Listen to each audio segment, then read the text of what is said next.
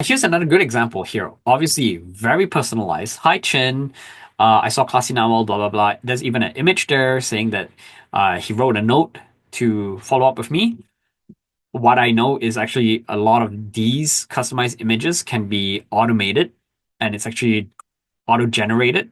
It's not actually his handwriting. It's not actually him writing in my company, and he can actually copy paste this for a bunch of companies he's reaching out to. But it still does send a quite a strong message.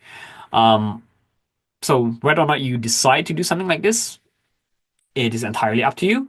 What I've seen and like, for example, is let's say with a SEO agency, or let's say with a web developer, you get a lot of those emails probably saying like, "Hey, we want to build a website for you," or "We see you have a website, maybe we want to improve it for you."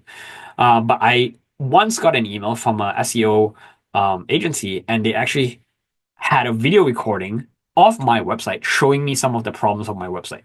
So obviously that prompted me to engage and respond to them, saying like, "Oh, do you have some advice on how I could fix those problems?" Right?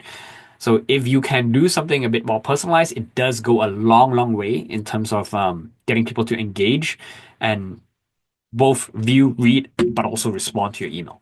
Obviously, there's some mistakes in his list building. It says, I saw Classy Novel had a couple of employees on LinkedIn. That's not true. I've only ever been a sole proprietorship. So the praise is good, but it's not accurate. What if a different approach this piece? So that's a rhetoric question. I generally recommend taking those out. So even though they're rhetorical questions, they still distract from the main call to action. Your key call to action over here, which is the last one here. Are you open to ideas on partnering and scaling with a proven outbound system? So that's a simple, close-ended question. Are you open to ideas? Yes or no, right?